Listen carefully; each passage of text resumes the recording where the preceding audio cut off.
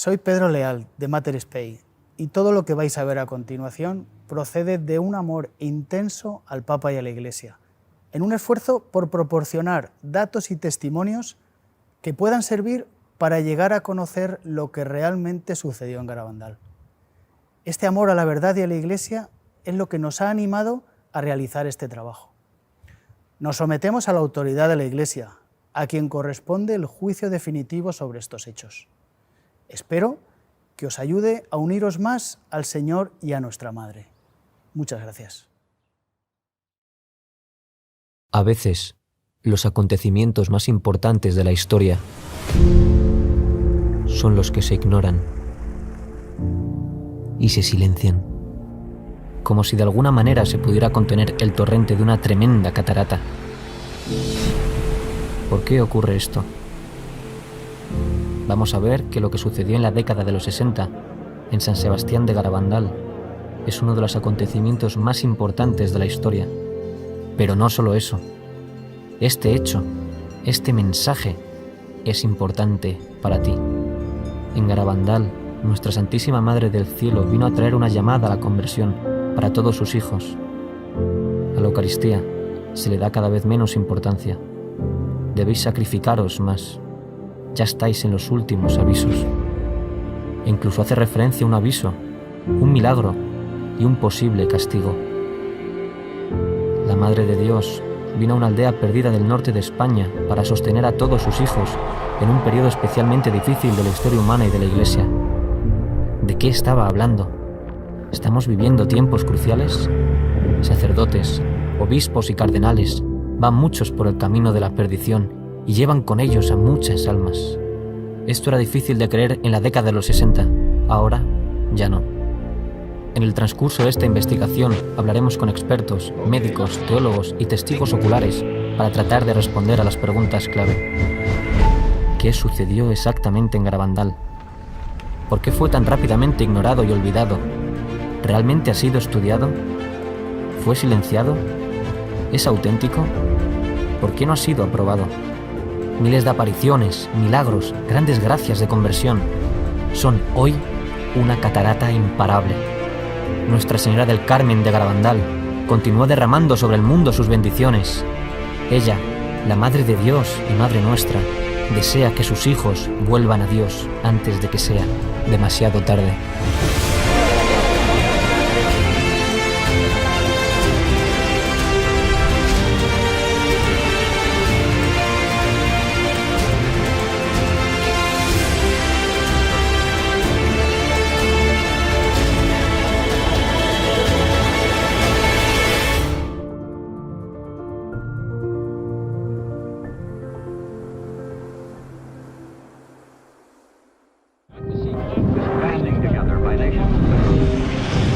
Soy el padre José Luis Saavedra, soy doctor en Teología por la especialidad de Historia en la Universidad de Navarra. Bueno, soy Jorge Fernández Díaz, soy ingeniero industrial, inspector de trabajo, pero toda mi vida, durante 40 años hasta ahora, ininterrumpidos, pues he estado en la vida pública. Yo me llamo Ángel María Rojas. Entré hace más de 62 años en la Compañía de Jesús.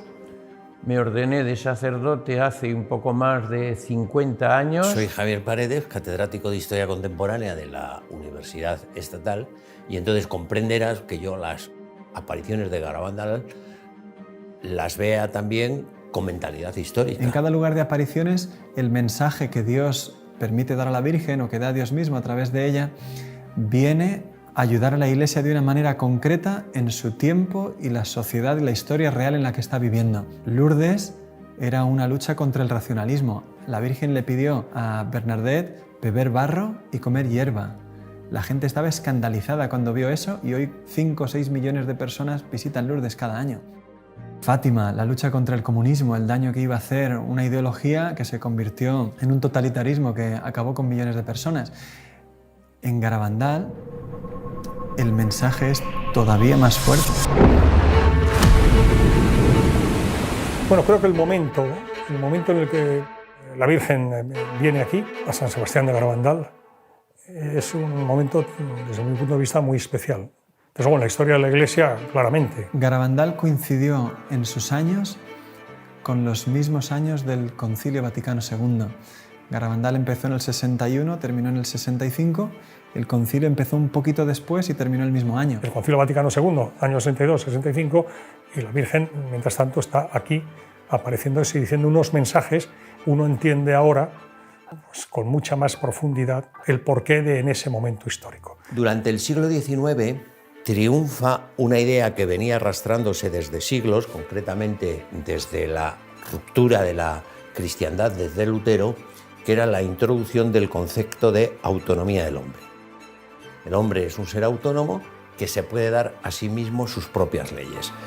Eso mismo ocurre al final del XIX y principios del XX dentro de la Iglesia. De hecho, Juan Pablo II, en una de sus encíclicas más importantes, se llama Veritatis Splendor, en los números 4 y 5 habla de una crisis enorme introducida dentro de la Iglesia, donde los mismos seminarios y facultades de teología se han apartado de la doctrina de la Iglesia. Y en los 10 años siguientes al concilio, 17.000 sacerdotes se secularizaron y 25.000 religiosos y religiosas abandonaron la vida consagrada. Y lo vemos concretamente en la crisis de las vocaciones. Normalmente hasta el año 1964 se mantenían en un nivel de 8.100, 200 seminaristas mayores de España.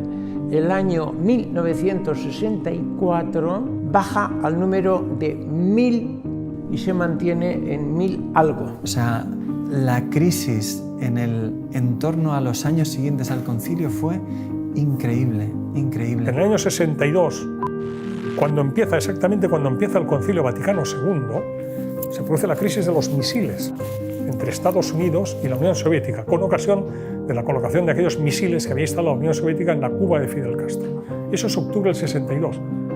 Sabemos que se estuvo al borde de una guerra y ahí parados, esperando órdenes, y mientras tanto el teléfono rojo sin parar de comunicar entre Kennedy, Khrushchev, etcétera, etcétera. Han sido momentos de una extraordinaria gravedad en lo que hace referencia a la posibilidad de que estallara un conflicto nuclear, absolutamente. Vamos a ponernos en 1961, los que conozcan Garabandal, que echen la vista atrás lo que era Garabandal, el pueblo San Sebastián de Garabandal, a donde no se podía subir en coche, con unas niñas que eran prácticamente analfabetas, que muchas de las cosas que les decía la Virgen no las entendían. ¿Por qué la Virgen les dice a unas niñas unas cosas que no entienden, pero que sí que las transmiten? Porque Garabandal es una aparición para todos nosotros.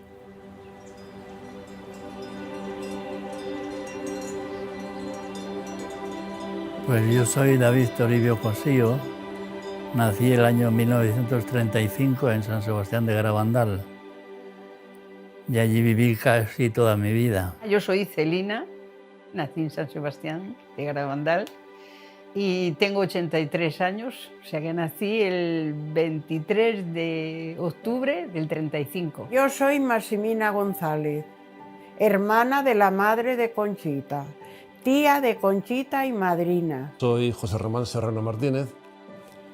En su día estuve en Garabandal en el año 61, era veinteañero. Mi padre tuvo la fortuna de llegar a Garabandal a través de un buen amigo, Eustaquio Cuenca. Y bueno, de alguna manera se llegó a un acuerdo entre ellos de decir, oye, ¿por qué no va tu hijo a dar unas clases por allí, estos chavales? Pasan un fenómeno, un mes o 2 meses allí, en el verano entero. El pueblo no se parece nada hoy a como era entonces. Entonces había muchos pedruscos, muchas piedras, charcos, desigualdad del terreno. Era complicado andar por el pueblo en aquel tiempo. Allí me preguntan a veces, me dicen, ¿allí fuiste al colegio? Digo, allí hice las carreras detrás de las ovejas, al colegio muy poco. Cuando nevaba, que no podíamos salir al campo a trabajar, entonces íbamos, que eran fiestas para nosotros. Pues casi todo el trabajo era al 100% ganadería. Vacas, caballos, ovejas. Como todos trabajábamos al campo, el primero que terminaba de meter la hierba, ahora por ejemplo, en este tiempo, iba a ayudar al que iba el último. Siempre andábamos así. En casi todas las casas oía usted que en las cocinas se estaban rezando el rosario. Yo me recuerdo de mis padres, yo recé mucho y me hacía la dormida a veces para no rezar el rosario en casa. Pero era un pueblo muy súper religioso, un pueblo muy bonito era, muy bonito era. Yo tenía 26 años y cuando empezaron las apariciones, que empezaron el 18 de junio de 1961. Ese día, 4 niñas, Mariloli, Jacinta, Maricruz y Conchita, están jugando en el pueblo, robando unas manzanas de un vecino, cuando, de repente, escuchan un trueno. Levantan la cabeza, miran hacia los valles cercanos, por ninguna parte ven la posibilidad de una tormenta. Es lo mismo que había sucedido en el comienzo de Fátima y en el comienzo de Lourdes. Un trueno es de lo que nos habla tanto Sor Lucía como Santa Bernadette. Las niñas están ahí reconociendo que han obrado mal, viendo que Dios les está hablando a través de ese trueno, y de repente una de ellas cae de rodillas, su rostro se vuelve hacia el cielo y se queda pálida, con un rostro como la cera. Cuando va a salir una de ellas corriendo a llamar a la madre de la niña, de repente las 3 que están a su lado caen de rodillas también y comienzan a ver lo mismo que está viendo ella.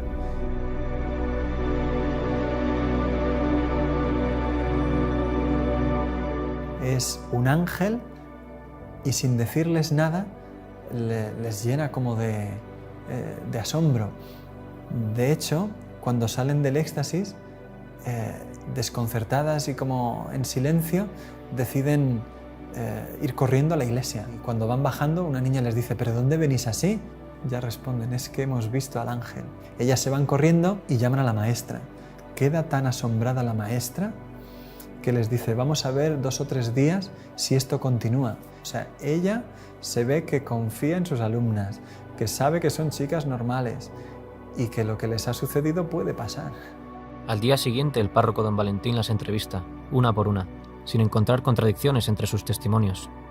Esa tarde, vuelven a la calleja solas, rezan el rosario, pero no sucede nada y tienen que volver a casa sin tener ningún éxtasis. Esa noche, cuando se van a acostar, las 4, cada una en su casa, escucha una voz que les dice: no os preocupéis, que me volveréis a ver.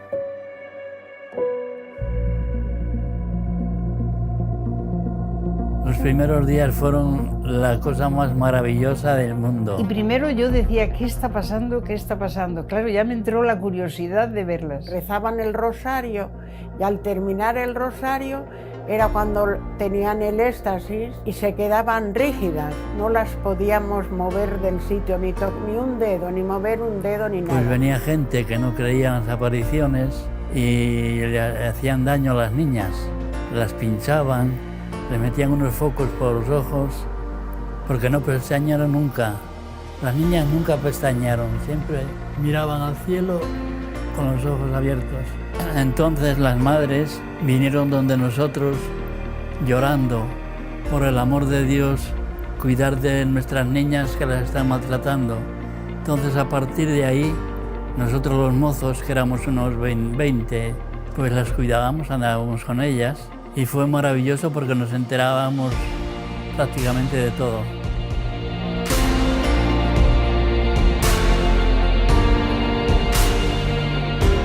Pues el 4º o 5º día ya está el párroco tomando nota de lo que sucede y dice que hay 600 personas viendo los éxtasis y los domingos hasta 3000. Y es una aldea a la que hay que subir por un camino que es 1 hora andando y bien empinada la cuesta porque no se puede subir en coche. No había baños, no había apenas luz eléctrica, no había asfalto y se llena de gente aquello. El mero hecho de que haya tanta gente allí ya te está diciendo de qué es lo que estaban viendo. El 1 de julio, el ángel les anuncia una visita muy especial que tendrá lugar al día siguiente. Ese día, 2 de julio de 1961, ven a la Santísima Virgen como Nuestra Señora del Carmen.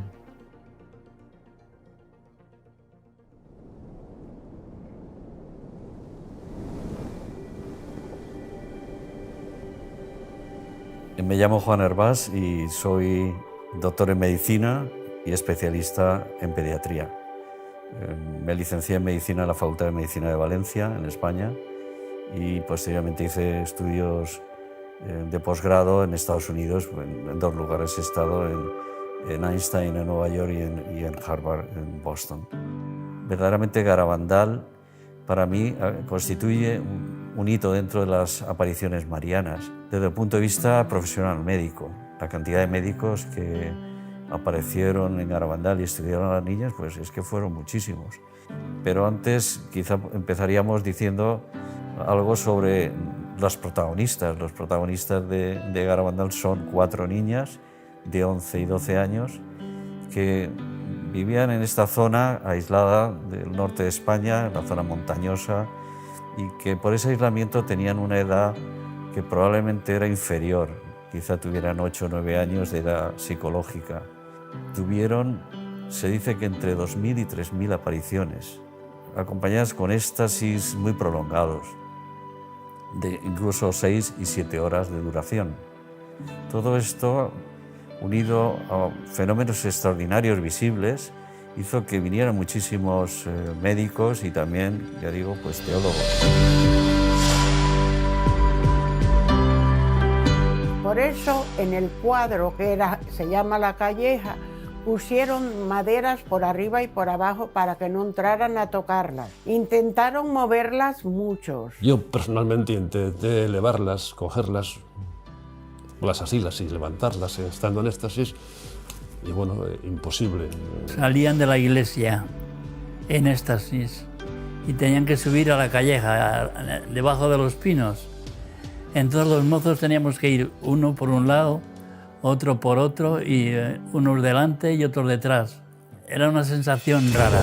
Corriendo, y de vez en cuando, pues, ¡pas!, pegaban un giro, porque por la calleja de no sé qué, por la calleja de no sé cuál, hasta que en algún momento empezaban a correr de tal manera que levantaban los brazos en cruz y parecía que en lugar de correr volaban a una velocidad tremenda. Nosotros no éramos capaces de seguirlas. A esa velocidad había un momento en que de vez en cuando ¡pas!, pegaban un frenazo en seco. Y nosotros, en lugar de frenar, lo que hacíamos era salir todos disparados porque no podíamos frenar en seco. Y luego, con los brazos en cruz, cogían carrerilla otra vez hacia atrás, a la misma velocidad que corrían y volaban hacia adelante. Y luego eso se trasladó ya, y en lugar de hacerlo en el pueblo nada más, corrían monte arriba. Y de noche corrían monte arriba, todos con luces, con linternucas, como pudiéramos y tal. Y por aquellos andurriales, pues te pegabas unos porrazos tremendos, te caías 20.000 veces. Ellas nada. Por ahí subían a los pinos, bajaban, daban un recorrido por todos los lados y al final acababan en casa.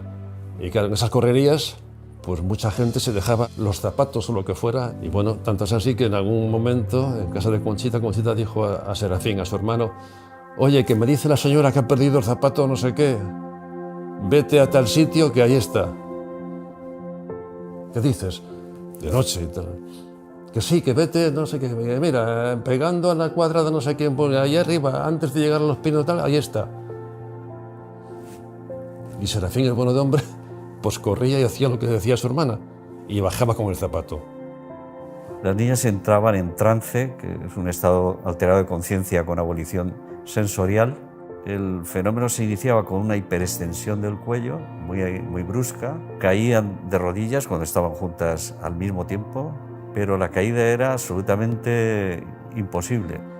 Y son unas piedras tremendas que, bueno, que al caer de rodillas, ¡pas!, se oían los porrazos y, sin embargo, al levantarse, miraba las rodillas y estaban intactas, y no tenían ni moratones ni ninguna rojez, nada de nada. Perdían la sensibilidad táctil y la dolorosa, de forma que se les podía pinchar y quemar. Estando 2 días allí, las metían agujas, de esas de coser sacos de aquella época, que tenían la punta, digamos, curvada para coser sacos, y allí que sin ningún problema les pinchaban. Pero que ellas no sentían absolutamente nada.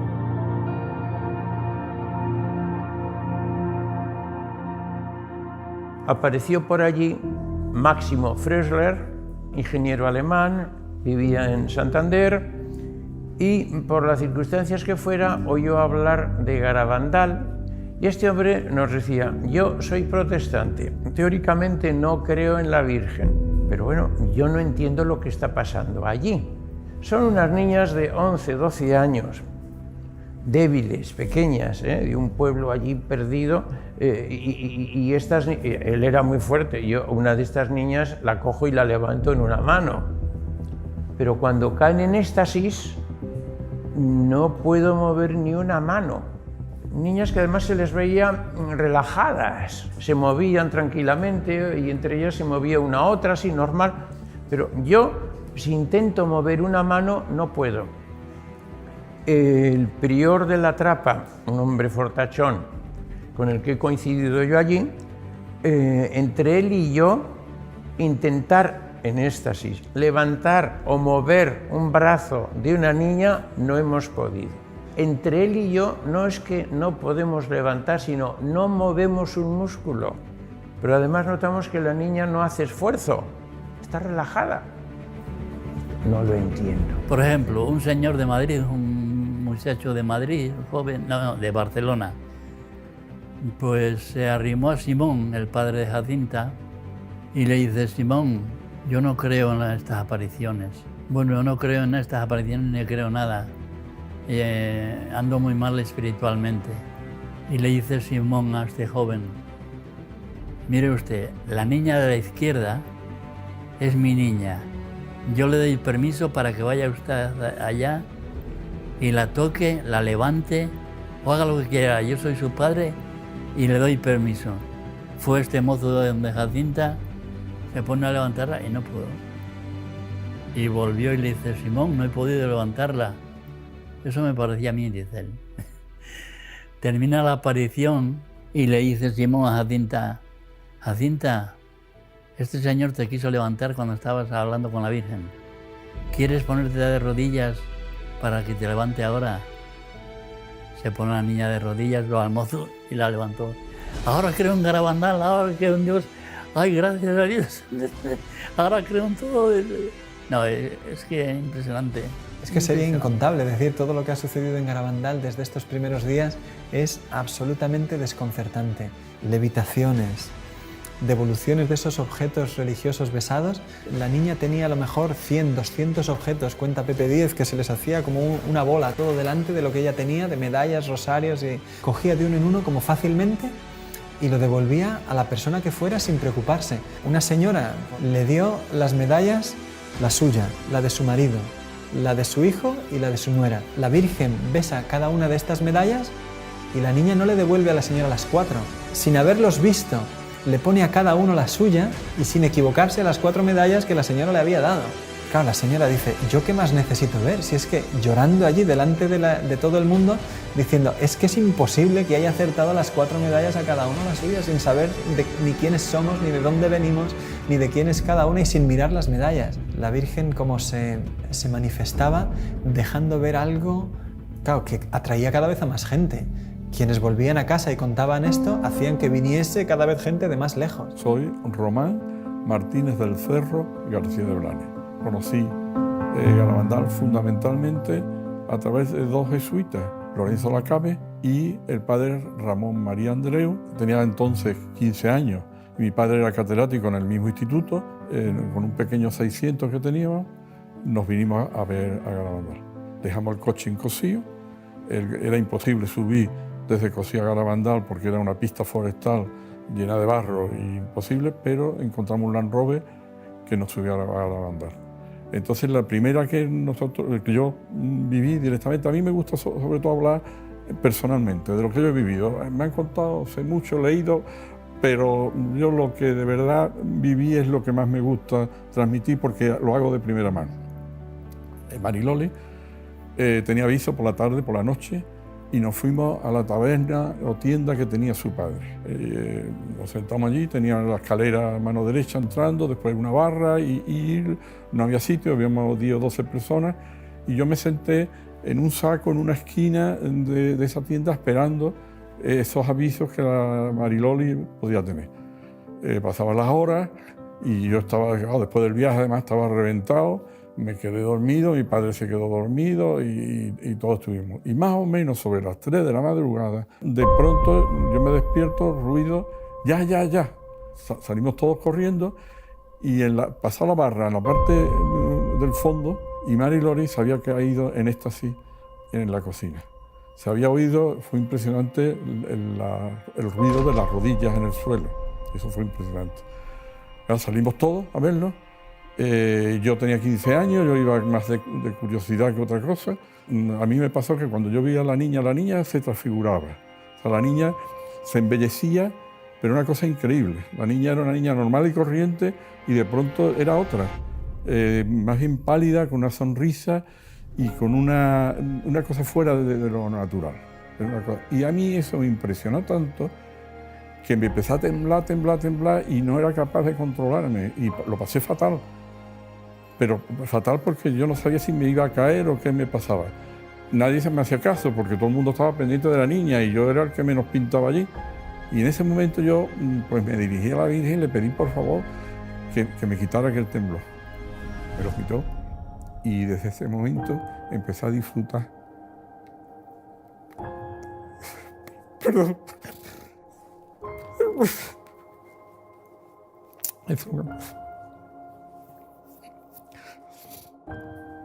Bueno, desde ese momento empecé a disfrutar de lo que era la presencia de la Virgen en una presa. Entonces, hay veces que me preguntan, ¿cuándo de verdad pensó que la Virgen estaba presente allí? Desde ese momento. Hay 2 momentos del Evangelio que a mí me recuerdan mucho aquello. La transfiguración en el Monte Tabor, la sensación de que Virgen está aquí, la sentimos todas. Y la otra, la alegría de, por ejemplo, la visita de la Virgen a su prima Santa Isabel. Esa alegría y ese bienestar fueron en todas las apariciones. Y sobre todo desde ese momento. Desafortunadamente, no todos estaban a favor. Especiales dificultades tuvieron muchos intelectuales. Así sucedió al llegar a la aldea la llamada Primera Comisión Episcopal. Solo subieron 3 veces en todo el primer año de apariciones. Pero el día que la Virgen se apareció por primera vez, todos estaban en el pueblo. Su instructor, el padre Francisco de Oriozola, con 2 sacerdotes y 2 médicos, el doctor Piñal y el doctor Morales. La comisión comentó con alguna de las personas que había por allí, que había venido con ellos, que aquello se iba a terminar ese mismo día. Pero no se estudiaron los hechos extraordinarios que ahí estaba pasando. De hecho, el doctor Morales nunca más subió a la aldea. Él mismo lo cuenta en una conferencia que dio años después. Solo estuve en la aldea en una ocasión. Y sin embargo, de mis informes negativos vino la condena para Garabandal.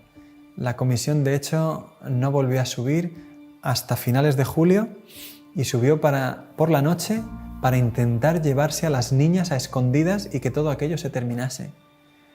Las familias se negaron, excepto la de Conchita. Se llevaron a Conchita, estuvo 8 días en Santander y la terapia que le dan a Conchita es llevarla a la playa, llevarla a la feria y mantenerla ocupada para que no piense en las apariciones. Y yo fui con su madre a Santander, a casa de este sacerdote, a buscar a Conchita. Yo vi, Conchita le mandaban que si no lo negaba, a ella la llevarían a un manicomio y a los padres a la cárcel.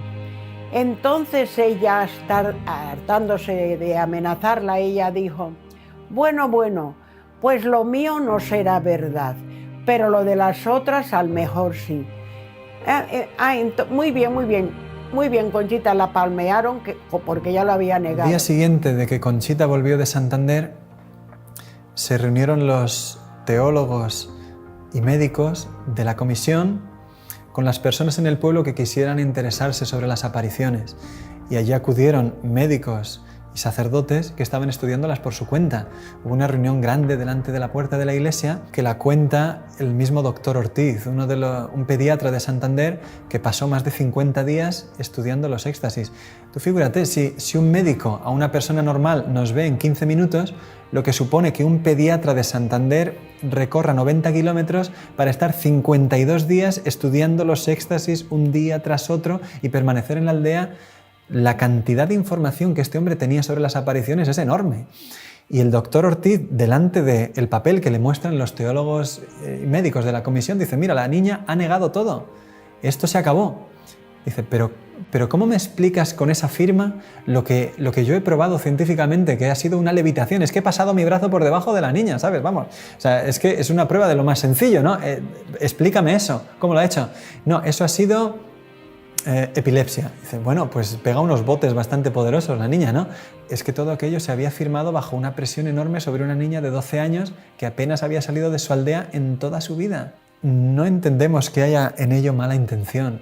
Sin embargo, sí que es muy difícil entender bien lo que sucedió en Garabandal si uno no acude a todas las fuentes documentales que tenemos hoy. Hubo cosas en las que algunas personas tienen una responsabilidad seria y que poner eso a la luz de la verdad pues requiere volver a tomar en serio unos hechos que no han sido estudiados objetivamente quizás nunca. A pesar de las contradicciones, los sucesos continúan, y el 2 de julio, en secreto, la Virgen había dado a las niñas un mensaje que el 18 de octubre ellas deberían hacer público.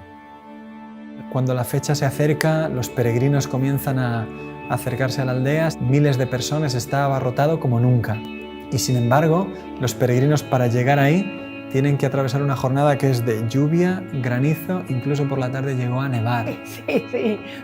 Me acuerdo del día lluvioso, porque en mi casa había gente y traían unos zapatos muy bonitos y entonces, como estaban muy mojadas, entraron en mi cocina y los metieron al horno a secarlos.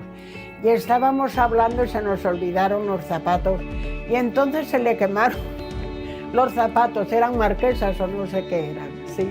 Se leyó en los pinos, lloviendo, llovía a mares. La Virgen pidió que las niñas se lo entregaran al párroco delante de la iglesia y allí lo leyeran ellas.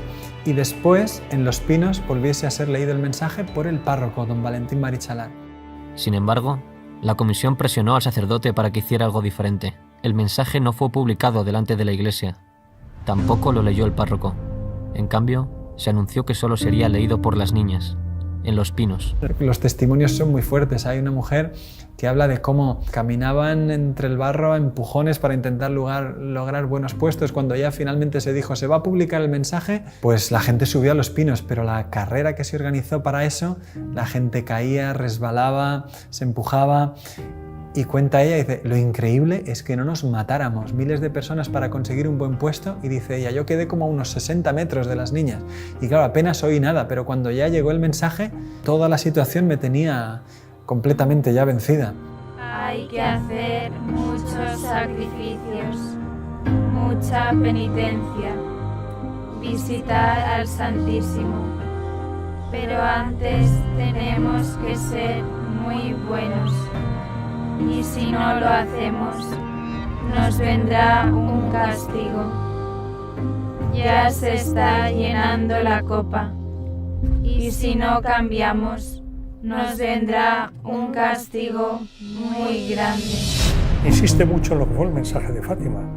Estamos en plena guerra mundial, cuando viene la Virgen a Fátima, y dice que las guerras son consecuencias de los pecados de los hombres, y que por tanto tiene que haber conversión. Bueno, en Garabandal lo mismo. El primer mensaje que dice que el cáliz se está llenando de los pecados, de las ofensas a Dios que se están cometiendo, ¿no? Y que si no nos arrepentimos, si no pedimos perdón, si no nos sacrificamos, si no rezamos, pues que vendrá un castigo. Vendrá un castigo, ya anuncia el castigo. El mensaje hablaba efectivamente de un castigo. Se había hablado antes de un milagro, pero solamente a las niñas, y eso comienza desde ahora a ser una parte importante en Garabandal, como una ayuda especialmente grande para un tiempo particularmente difícil de la historia. Sin embargo, en ese día el mensaje no se pudo entender. Dijeron, toda esa preparación tan grande para un mensaje tan chiquito como sacrificios, visitar al Santísimo, todo eso ya lo sabemos, y un castigo muy grande si no cambiamos, pues ya lo sabemos.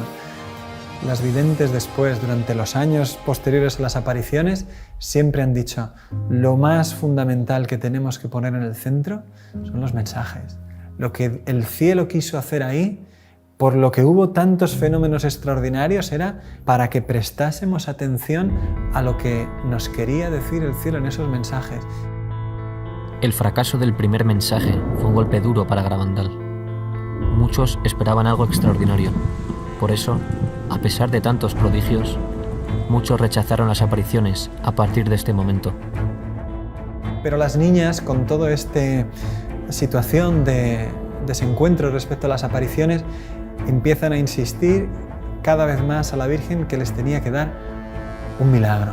Haz un milagro, que sea, aunque sea pequeño, como que volemos o que se haga de noche en pleno día, lo que sea, pero que la gente crea, que sepan que tú estás aquí.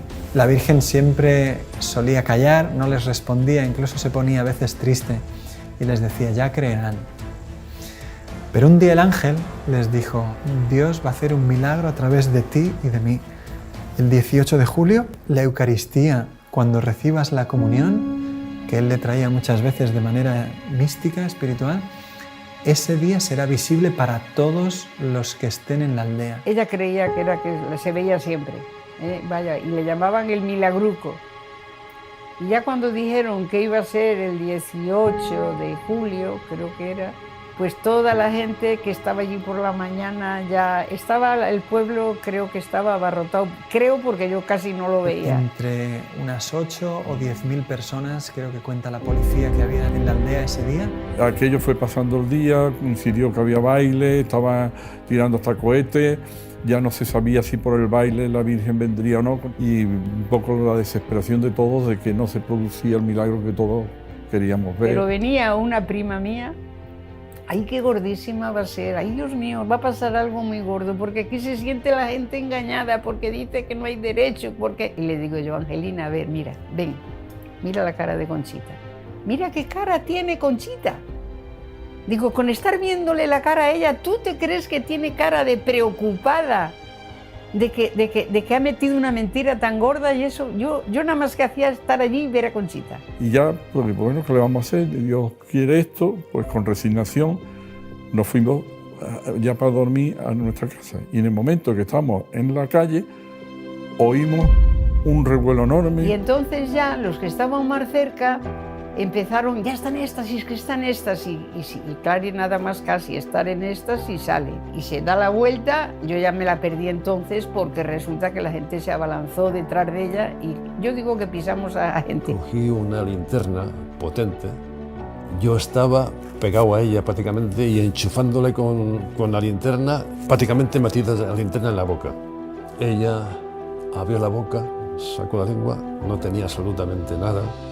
Y de repente apareció un punto. Saca la lengua y empezó a formarse una cosa blanca, blanca, blanca, muy blanca, mucho más blanca que la nieve. Se fue agrandando en forma de espiral.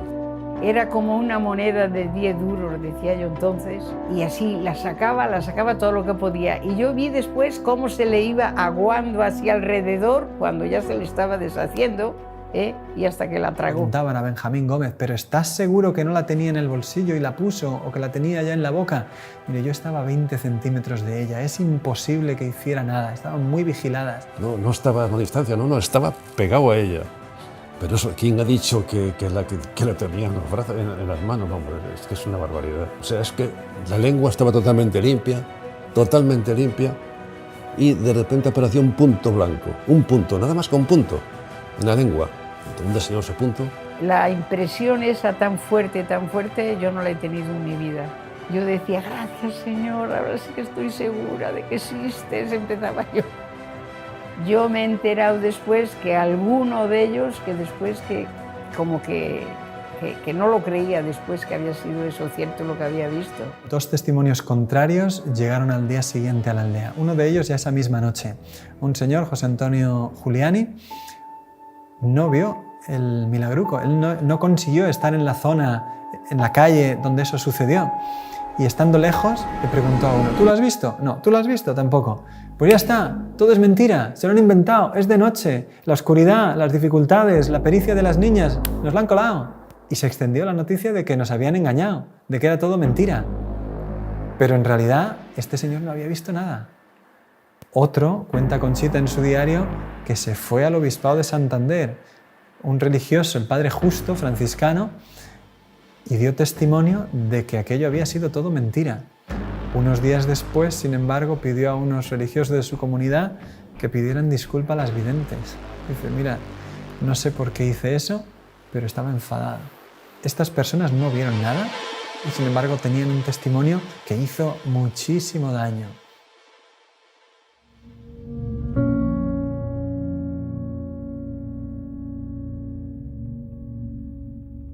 A partir del mes de septiembre de 1962 comienzan a hablar ya con claridad de un aviso, de un milagro y de un castigo. El aviso, según Garabandal, será un fenómeno mundial, una gracia de Dios para cada uno de nosotros. Yo creo que es una manifestación de la misericordia de Dios. Si uno se pone a pensar, el mejor favor que Dios nos puede hacer en este mundo es ver el estado de nuestra alma y a dónde iríamos, ¿no es cierto?, si nos muriésemos. La gracia del aviso será como si se detuviese el tiempo y todo el mundo pudiese ver su alma por un instante tal cual la ve Dios. Todo el bien que hemos hecho, todo el bien que hemos dejado de hacer y todo el mal que hemos hecho.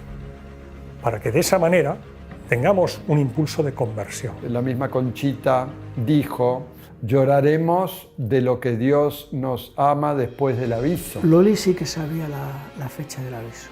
Y dijo que el aviso vendrá en un momento en que España y el mundo lo necesiten. Y habló de una iglesia que parecerá desaparecida, hablaron mucho del comunismo. España estará muy mal. Yo le dije, ¿peor que como está ahora? Y dice, sí, peor.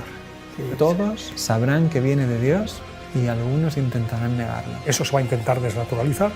Bueno, pues el Señor vuelve hacia nosotros. ¿Cómo? Con el milagro, para que creamos que efectivamente eso ha sido como tú lo has vivido, lo has sentido o crees que puede haber sido, y no como te están intentando decir algunos. El pequeño milagro de la comunión visible está en contraste con el gran milagro que empezó a anunciar ahora, a partir del otoño del 62, en el que decía que sería un milagro enorme, muy grande, mayor que el milagro solar de Fátima.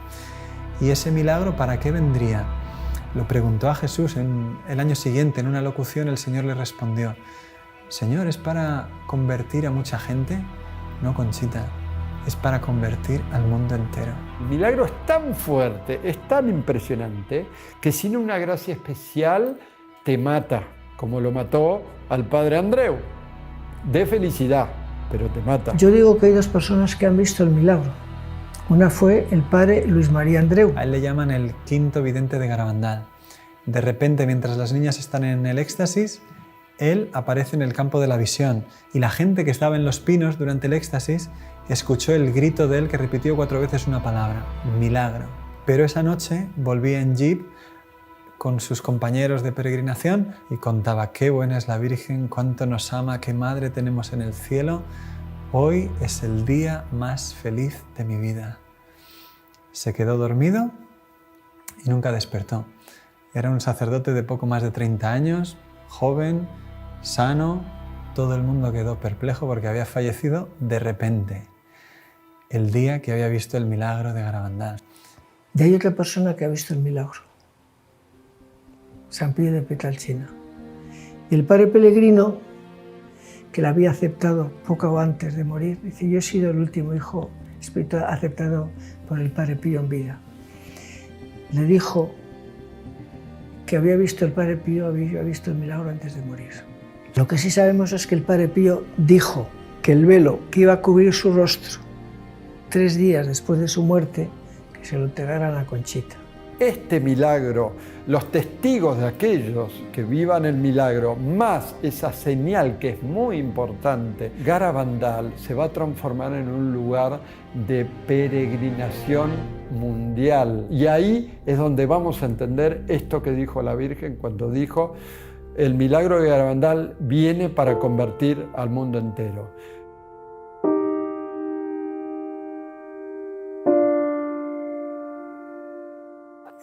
Y la Virgen, lo que está diciendo en Garabandal, como en Fátima, en todas partes, convertíos, convertíos, convertíos, oración, oración, oración, sacrificio. Bueno, pues si no hay esa conversión, pues va a venir un castigo. Las niñas han visto ese castigo, lo vieron en las llamadas Noches de los Gritos. La Virgen un día prohibió que nadie subiese a los pinos, prohibió a la gente subir a los pinos. Solamente una niña pequeñita que tenía 6 o 7 años. Pero la gente subió al final de las casas y de allí las oíamos. Y unos gritos, ¡ay, Virgen Santísima! ¡Ay, Madre! A los niños no, a los niños no. Yo esa noche pensé que era el fin del mundo, lo tenía totalmente creído. Entonces, porque ellas gritaban y decían que no venga, llévanos junto a ti, hablaban mucho de la confesión. Que se confiesen todos primero, que no venga, que se confiesen todos primero. El miedo que tenían las niñas ahí arriba, viendo todo lo que vieron, se transmitía a nosotros. Con oírlas aquella noche, solamente con oírlas. Todo apunta que fue la revelación del castigo y de las circunstancias en las que tendría lugar el aviso, que parece que es una situación de gran persecución para la Iglesia y de grandes dificultades para el mundo. Las niñas le preguntaron, ¿y cómo se llamará eso? Y la Virgen dijo que se llamaría comunismo.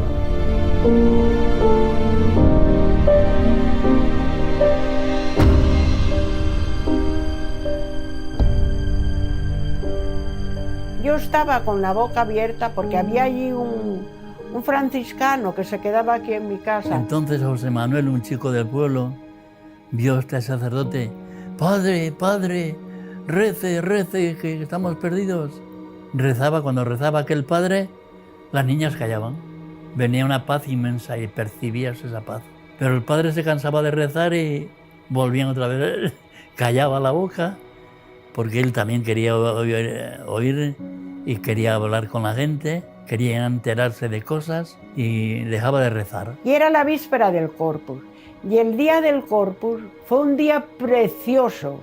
Unas confesiones, unas comuniones, una procesión del Corpus con el Santísimo. A mí me da pena que mucha gente, cuando hablan de Garabandal enseguida, piensan, ¿y el aviso y milagro castigo?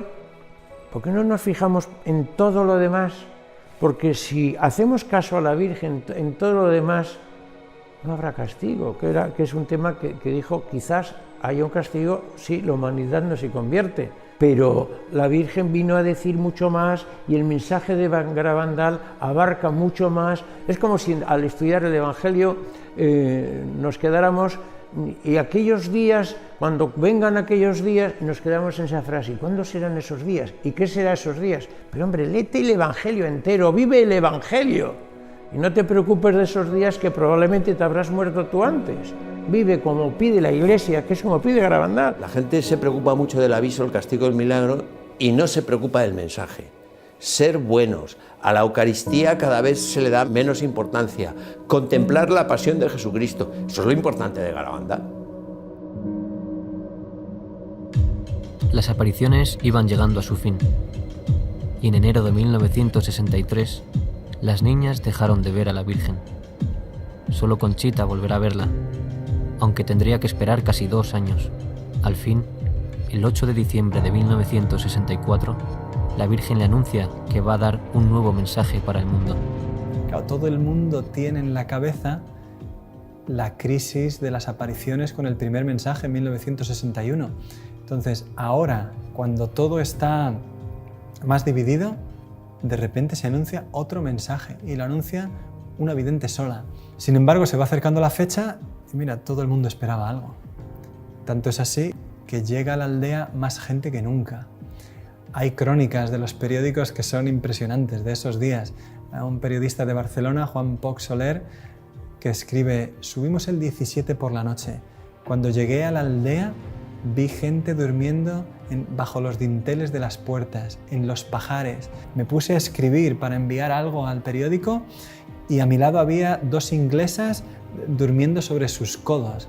el pueblo estaba a reventar de gente. Había 12.000, 15.000 personas, no se sabe cuánta gente había ese día en la aldea. Cuando fue pasando la tarde, no llegaba el éxtasis, no llegaba, y en un momento la niña avisó a la gente que el éxtasis sería en el cuadro. La gente intentó buscar el mejor puesto cerca del lugar del éxtasis. Es impresionante, duró unos 12 minutos y en él se escucha a la niña decir algunas palabras, se la ve reír, se la ve llorar. Curiosamente, el mensaje de la Virgen no lo dio ella. Unos meses después la Virgen le dijo: ¿sabes por qué no vine yo el 18 de junio a darte el mensaje? Porque me daba pena decirte aquellas cosas, pero necesitabais saberlas para vuestro bien y si las cumplís para gloria de Dios. Como no se ha cumplido y no se ha hecho conocer al mundo mi mensaje del 18 de octubre, os diré que este es el último. Antes la copa se estaba llenando, ahora está rebosando. Los sacerdotes, obispos y cardenales van muchos por el camino de la perdición, y con ellos llevan a muchas más almas. A la Eucaristía cada vez se le da menos importancia. Debéis evitar la ira de Dios sobre vosotros con vuestros esfuerzos. Si le pedís perdón con vuestras almas sinceras, Él os perdonará. Yo, vuestra madre, por intercesión del ángel San Miguel, os quiero decir que os enmendéis. Ya estáis en los últimos avisos. Os quiero mucho y no quiero vuestra condenación. Pedidnos sinceramente y nosotros os lo daremos. Debéis sacrificaros más. Pensad en la pasión de Jesús. Vamos a ver, yo comprendo que España, que unas niñas analfabetas digan muchos cardenales, obispos y sacerdotes van por el camino de la perdición y llevan tras sí a muchas almas. Van por el camino de la perdición y con ellos arrastran a muchas almas, sí, lo recuerdo. Obispos, que no dijo cardenales, porque era la palabra muy dura. En público, por no decir, porque es una palabra muy dura. Sacerdotes, obispos y cardenales van por el camino de la perdición y con ellos arrastran a muchas almas. Sí, lo vi. Nos pareció muy fuerte. Y también las niñas lloraron muchísimo, no querían decirlo. Y las madres no querían decirlo. Ay, Dios mío, pero ¿cómo vamos a decir esto? Si los curas son santos, ay, Dios mío, ay. Pero la Virgen les obligó a decirlo. Ten en cuenta que estamos hablando del año 61, 62, 65. La guerra española terminó en el 39. En la guerra española murieron miles de sacerdotes por defender su fe, sacerdotes y obispos. Entonces, a la altura que uno tenía un sacerdote, era de un santo que no podía uno dudar lo más mínimo, ni nadie dudaba de la santidad del sacerdote. Ahí se ve muy bien también la autenticidad de las apariciones. Si la Virgen no les hubiera empujado, no lo habrían dicho nunca las niñas ni sus madres por todo el oro del mundo. La Virgen les mandó, sí, es necesario que lo digáis. Desgraciadamente, con el paso del tiempo y en la actualidad, hemos podido comprobar con dolor que era cierto que muchos cardenales, que muchos obispos, que muchos sacerdotes fueran por el camino de la perdición. Los ejemplos son muy dolorosos.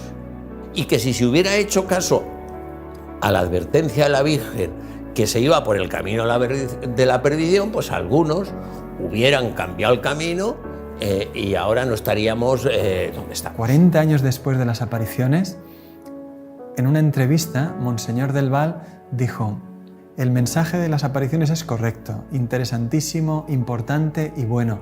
Lo que no puedo entender es que dijera que muchos sacerdotes, obispos y cardenales van por el camino de la perdición. Pero en la actualidad hemos visto y hemos conocido lo que sucedió desde los años 60 de una manera que nos ha desconcertado a todos. Los escándalos que han sucedido dentro de la Iglesia, la Virgen los estaba anunciando ya en Garabandal para que nosotros pudiéramos estar preparados, vivirlos de otra manera y no perder la fe en medio de una Iglesia que estaba viviendo mal. La Virgen había dicho: no habéis dado a conocer y no habéis vivido el mensaje. La Eucaristía. Garabandal es una aparición especialmente eucarística. El mensaje de las apariciones, desde el primer mensaje, las comuniones místicas, el milagruco, el segundo mensaje, ponen en el centro de la llamada de la Virgen a la Eucaristía. La Virgen no le está diciendo a 4 niñas en Garabandal: a la Eucaristía cada vez se le da menos importancia, sino nos está diciendo a cada uno de nosotros: oye, tú, ¿qué importancia le estás dando a la Eucaristía?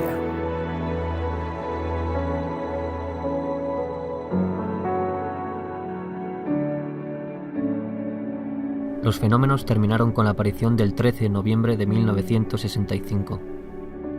Después de esto, las niñas dejaron la aldea. Conchita acabó en Burgos, donde fue recibida por el padre Manuel Guerra y la madre Nieves García. Cuando conocí a Conchita, estaba en Burgos de superiora, con la casualidad de que yo no quería ya admitir a ninguna niña más porque el colegio estaba completo ya. Entonces, al poco tiempo viene la portera y me dice: hay una familia que pregunta. Vino el capellán con ellos y entonces ya les dije que yo tenía un sitio. Y entonces me dijeron quién era Conchita, me explicaron y me pidieron que Conchita tuviera un confesor, que don Manuel se ofreció, y una persona que la formara, y me ofrecí yo. Por lo tanto, entró en el colegio como una niña más, con el nombre de María, para que nadie la molestara en nada. Todas las tardes llamaba a Conchita 1 hora o un par de horas a un recibidor. Todo lo que ella me dijo, la conversación, fue grabada inmediatamente cada vez que hablaba con ella, inmediatamente para no cambiar ni una sola palabra. Yo a Conchita entonces y después la he encontrado inmejorable. No he encontrado una persona ni más normal, sin ganas de llamar la atención de nadie. Cuando ella terminó las apariciones, le dijo a la Virgen que quería ser religiosa. Entonces, nada más terminó las apariciones, se fue a un convento, se enteraron de que estaba allí, porque ella fue a confesarse y le dijo, se conoce que al padre, le dijo, después se supo, pues que ella que había visto a la Virgen, que tenía dudas algunas veces si era verdad, si no era verdad, si le parecía a ella que era ella. Y entonces el sacerdote, cuando se enteró que era Conchita, pues dijo: papá, va a decir usted la verdad enseguida. Vinieron 2 obispos y 2 sacerdotes. Algunas veces le dijeron: sí, pero eso te lo inventaste tú y yo. Sí, porque eso se inventa muchas veces la imaginación. Ah, pues sería, O sea que alguna vez, entre esa conversación tan larga que tuvieron, de 6 horas, ella alguna vez, pues era verdad, claro, ante personas que te has imaginado tú, porque muchas veces pasa eso. Bien, entonces se marcharon con esa idea y entonces yo llamé al sacerdote que estuvo con ella, contrario, en Garabandal. Le llamé a Burgos, una vez que Conchita se marchó, y le dije: quería hablar con usted porque usted ha negado siempre las apariciones de Garabandal, concretamente en este caso que fue al convento, y la tuvo usted 6 horas preguntándole. Y dice: no, 6 horas no, 5. Entonces le dije: bueno, pues muy bien, pues creo que está usted confundido porque esto no se puede hacer con una niña después de confesar y de esta manera. Cuando estos señores se marcharon de esa conversación, que la pudo dejar aturdida, entonces ella tuvo una locución. En la locución del Señor, interiormente, le dijo: no quiero que estés aquí, quiero que estés fuera. Y Conchita: es que no me quieres, Señor. Y el Señor le dice: pero yo quiero que tú estés fuera, como diciendo, como mejor me puedes servir y como debes es fuera. Hasta aquí la historia es muy conocida. A continuación vamos a presentar lo que ha pasado después de las apariciones y por qué Garabandal ha encontrado tantas dificultades en su aprobación.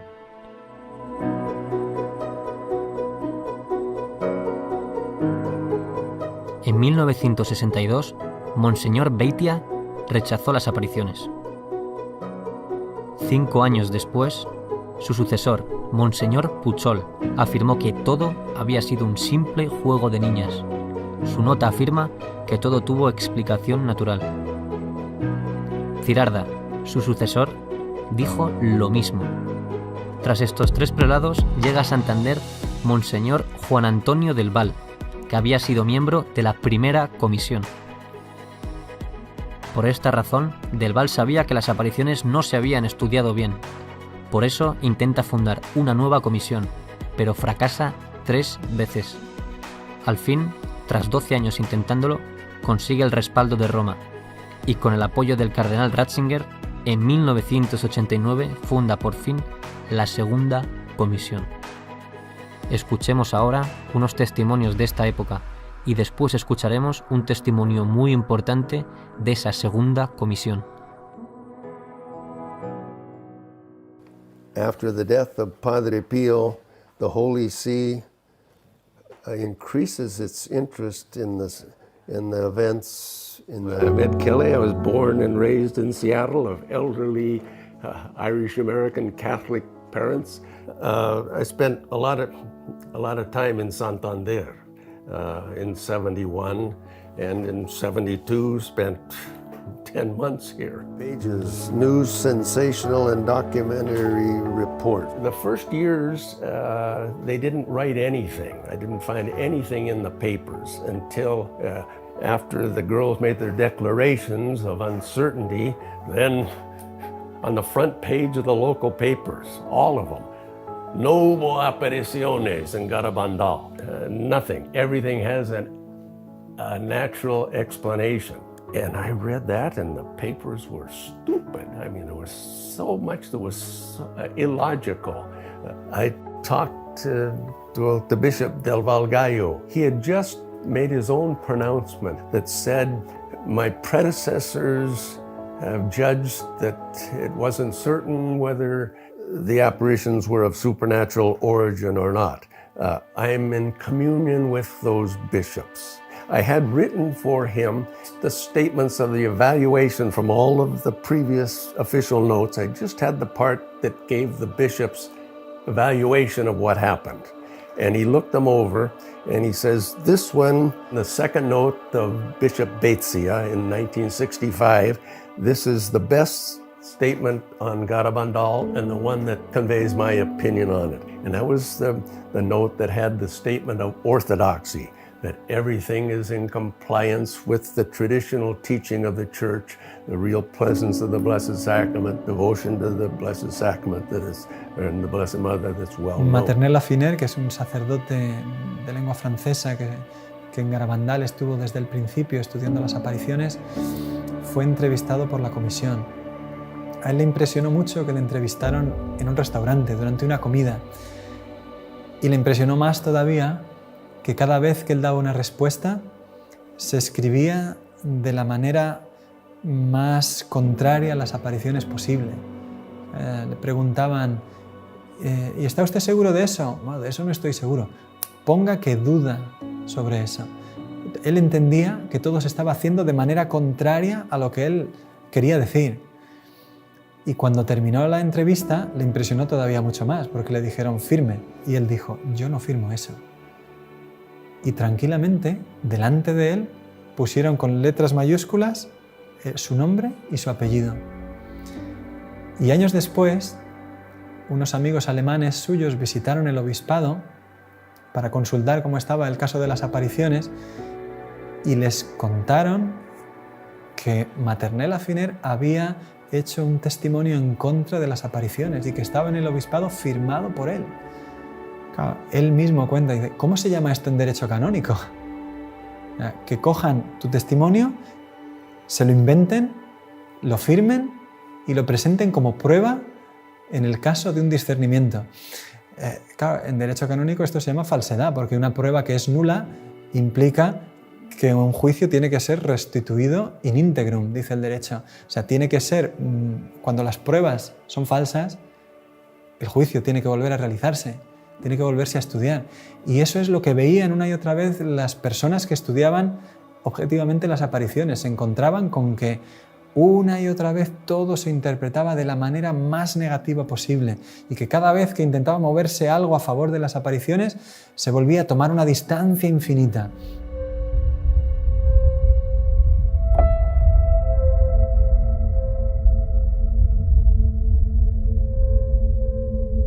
The story of Menchu Mendiolea. Interesting. Menchu Mendiolea, the daughter of a well-known businessman who had a religious goods store. His daughter, Menchu, when she was 16, I believe, she told the story of her first sickness, a type of leukemia, and was in for tests at the main hospital, Valdecilla in Santander, and after doing everything possible, the doctors decided we can't do anything more for her, better for her to go home and be with her and die in the company of her family and friends, which she did. And they would pray for her. Well, someone came with a crucifix that had supposedly been kissed by the Blessed Virgin at Garabandal.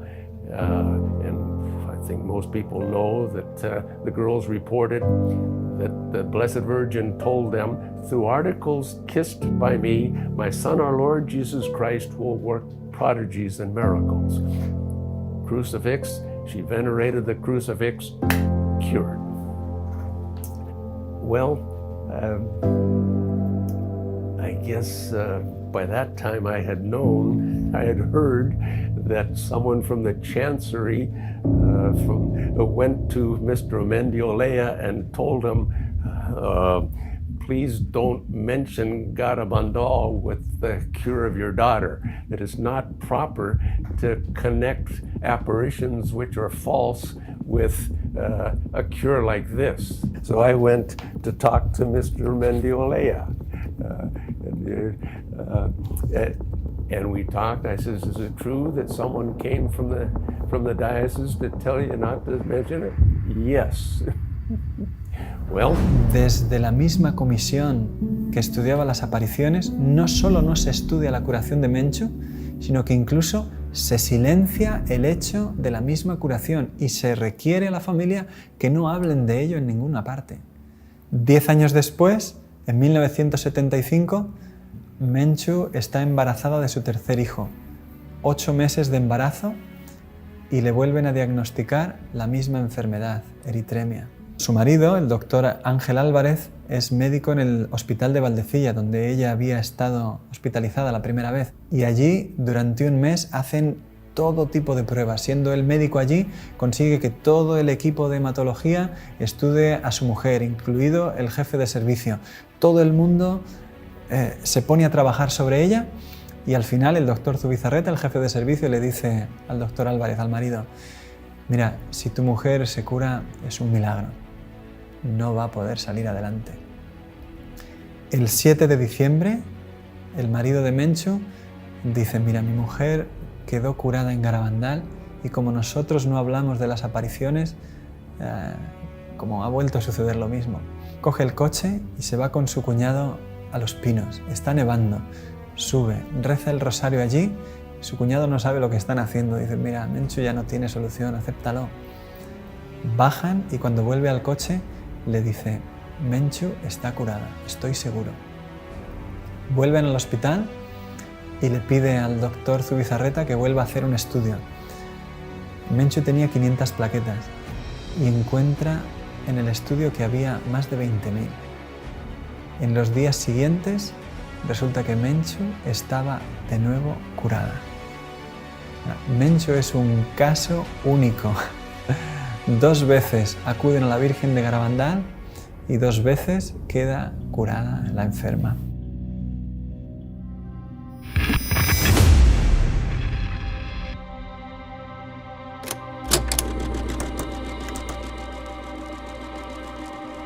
Creo que no tenía todavía 20 años cuando un teólogo, un escritor, hizo un comentario que le escuché sobre Garabandal. Dijo, yo entiendo muy bien que la primera comisión fue un fracaso, que aquello lo ha reconocido el mismo obispo que formó parte de ella y su médico principal. Entiendo que las negaciones de las niñas ante Monseñor Puchol se realizaron bajo presión. Las niñas negaron las apariciones bajo una presión que hoy es indiscutible.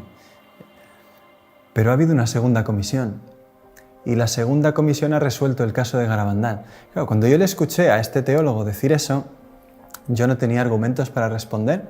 De hecho, no hemos sabido prácticamente nada hasta el año pasado. De repente, después de estrenarse Garabandal, solo Dios lo sabe, un día abro el email y me encuentro con un mensaje donde me escribe un señor que no conozco de nada, diciéndome el contacto de un miembro de la segunda comisión.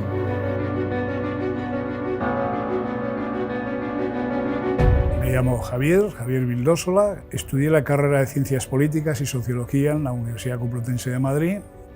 Después hice un doctorado en Antropología Social y hace 30 años pues a mí me invitaron a participar en un estudio, trabajo de campo, en San Sebastián de Garabandal. Ni siquiera había oído hablar de ello. Y concretamente fue un antiguo profesor mío de la propia facultad, que se llamaba don Jesús María Vázquez, era padre dominico, y bueno, pues nos mandaron para allí. Ahora no me explicaron para qué íbamos exactamente.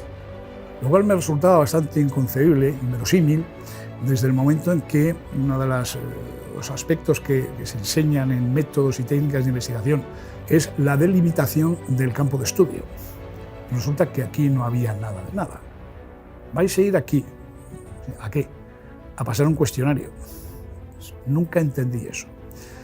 Nunca lo entendí, a no ser que pensara mal, en el sentido de que yo tenía dudas sobre la intencionalidad de dichos cuestionarios, que nunca, jamás, en todos sus contenidos, se refirieron a los acontecimientos acaecidos allí, y, en cambio, se preocupaban muchísimo de si había habido especulación económica, desarrollo urbanístico, etcétera, etcétera. Cuando llegué no sabía nada. Por la noche no dormía, me dedicaba a leer a toda velocidad, porque quería saber, pero bueno, ¿aquí qué ha pasado? ¿Qué es lo que ha ocurrido aquí? Y realmente es cuando empecé a ver que aquello no era muy normal. O sea, aquello se salía de lo corriente. De los 5 o 6 solamente hubo otro señor, como yo, que era un profesor de psicología evolutiva de la Universidad de Valladolid, Fernando Lara. Un señor de psicología infantil. Aquí no están las videntes, y sobre todo no están las videntes cuando tenían la edad en que tuvieron las visiones. Si añadimos además que este señor era declaradamente, porque él mismo me lo dijo, era ateo, yo todavía entendía menos. Alguien me gustaría que me lo explicase, porque sigo sin entenderlo al cabo de 30 años. ¿Qué fue la primera comisión? La primera comisión no ha existido jamás. Luego, la segunda comisión, que es a la que se supone que yo pertenezco, tampoco existió jamás. A nosotros no se nos dijo, esto es una comisión. Se nos dijo que alguien del obispado, no se nos dijo quién exactamente, era quien había proporcionado el encargo, había dado el encargo y había proporcionado unos fondos para que fuéramos allí a pasar unos cuestionarios. Allí hubo varias personas que se supone que eran miembros de dicha comisión, eso sí, 2 veces comieron muy bien en Carmona. Yo fui a una de ellas y decidí que ya a las siguientes no iba. Cuando Vildósola se encuentra en Madrid con que todos los miembros de la comisión, sin haber hecho un estudio serio de las apariciones, se ponen de acuerdo en decir que la conclusión es que todo es una especulación urbanística, él dimite. Él dice, esto no se sostiene desde un punto de vista científico, aquí no hemos estudiado las apariciones. ¿Cómo vamos a dar la conclusión de lo que han sido? Yo dije ya al final, digo, bueno, yo no estoy de acuerdo en nada de esto que estoy escuchando. Aquí hemos ido a otra cosa. Es cuando a mí se me dijo que yo no era experto en... Yo soy antropólogo y sí, los sistemas de creencias son de mi competencia por este tema, ¿no? Y entonces es cuando yo dije que iba a presentar, si se presentaba unas conclusiones como aquellas, elaboradas por unas personas, de las cuales solamente uno, Fernando Lara, había estado presente todos aquellos días, y otras 3 o 4 personas habían ido a comer a Carmona en 2 ocasiones y eso sí, un día subieron a pasar los cuestionarios, esas personas no estaban en condiciones de decir nada. Y es que yo sigo sin entender a qué fuimos. Por eso digo que si no hubo primera comisión, porque aquella primera comisión no fue seria, es que no ha habido tampoco segunda comisión. Yo me quedaba diciendo, ¿pero qué estudio se ha hecho? ¿Qué es lo que sabemos de Garabandal? ¿Y cómo puede ser que un teólogo serio de hoy día te diga, Garabandal está estudiado porque ha habido una segunda comisión? Solamente sabiendo esto es cuando entiendes lo que Ratzinger dice cuando recibe el informe de 26 de abril de 1991. Efectivamente, en Roma el trabajo de la segunda comisión fue estudiado en la congregación presidida por el cardenal Ratzinger. El futuro papa respondió en 1992 con una carta fundamental para la historia de las apariciones. En ella afirma que Roma examinó atentamente todos los informes de la comisión. Esto muestra su interés por el caso. En segundo lugar, Ratzinger afirmaba que Roma había decidido no intervenir, aunque podría hacerlo. Así, de momento, el caso debía quedar abierto. En fin, Ratzinger sugería al obispo afirmar non constat, que significa incerteza. Roma no encontraba argumentos suficientes para realizar un juicio definitivo. El caso debía quedar abierto. Desde 1992, todos los obispos y administradores apostólicos de Santander han repetido el non constat de Ratzinger. Ante el difícil proceso de las apariciones, detenido por tantas dificultades, por el momento no se encontró una solución mejor. Desde entonces, las apariciones quedaban abiertas al sentido de fe de los fieles. Por eso, la actitud de ellos puede ser fundamental de cara a un juicio favorable de la Iglesia. Y a más de 50 años del final de las apariciones, Garabandal todavía espera respuesta. Y que tenemos derecho a saber qué es lo que ha sucedido ahí. Después de más de 50 años, Garabandal sigue esperando respuesta. Sigue siendo un mensaje importantísimo para nosotros, para ti. Porque hoy, nuestra Madre sigue derramando sus bendiciones en Garabandal.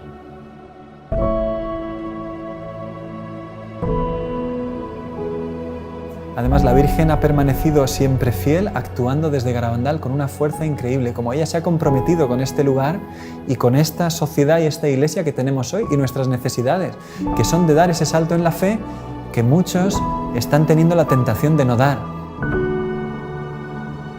Yo creo en Garabandal, no tengo ninguna duda. En todo momento quiero respetar y voy a respetar, faltaría más, lo que determine la Iglesia. Pero yo rogaría que la Iglesia, la jerarquía, pues que diera facilidades para que puedan venir cuantos más fieles mejor. Y en unos momentos tan difíciles como los que vivimos, pues yo creo que en lugar de cerrar, lo que hay que hacer es abrir las manos con misericordia para que puedan ser debidamente atendidos cuanto más hijos de la Iglesia quieran acercarse a Dios en un lugar que algo debe tener cuanta tanta gente atrae, como es Garabandal. Y se compromete a través de milagros, curaciones y sanaciones interiores que siguen produciéndose hasta hoy. Es que sería incontable lo que hay que decir sobre las apariciones. Es que ha habido tanta gente que sigue llorando al escuchar el mensaje de Garabandal, tantos agradecimientos cuando se ha publicado Garabandal, solo Dios lo sabe, tanta gente que está esperando que Garabandal sea promovido como una ayuda increíble para la fe de tantos cristianos que lo único que quieren es creer en Dios y que nuestra Madre la Iglesia nos ayude a saltar hacia adelante en un mundo que no tiene fe y que nos necesita valientes. Yo quiero que el mundo se salve porque así lo percibimos en Garabandal, que la Virgen vino para que todos los seres humanos se salvaran. A las almas les falta sentir la maternidad divina en cada alma. Y eso es lo importante que se siente aquí en Garabandal. Una de las cosas que a mí me gustaría es que se hiciera una comisión médica para el estudio de las apariciones de Garabandal y de los fenómenos asociados, fundamentalmente las curaciones relacionadas con Garabandal, de personas que dicen haber tenido una curación relacionada con Garabandal. Creo que es una obligación para todos el volver a abrir el caso de Garabandal.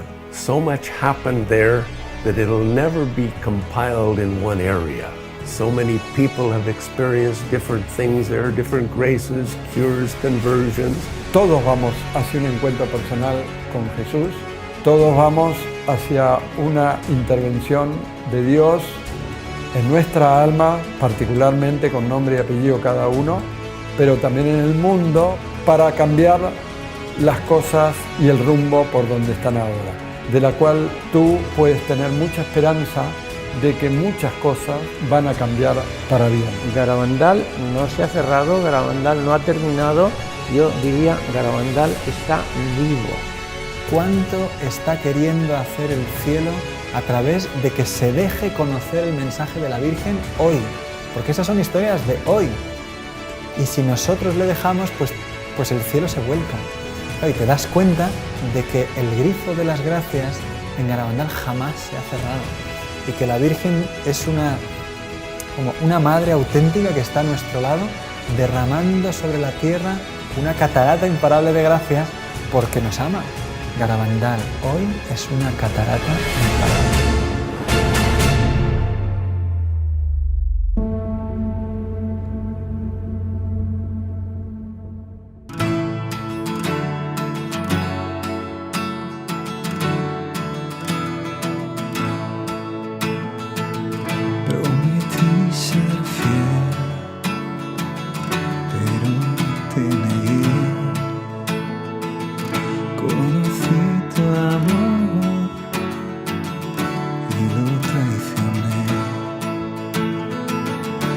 Quisiste que sintiera sobre mí tu amor.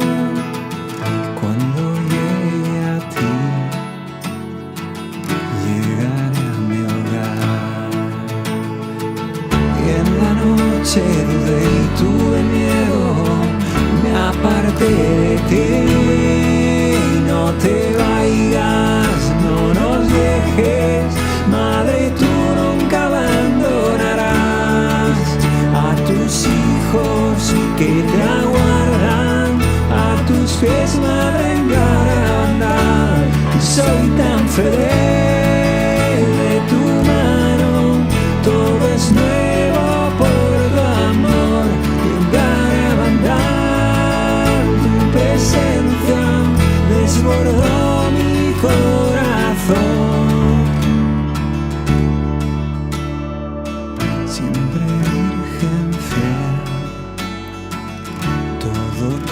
Soy,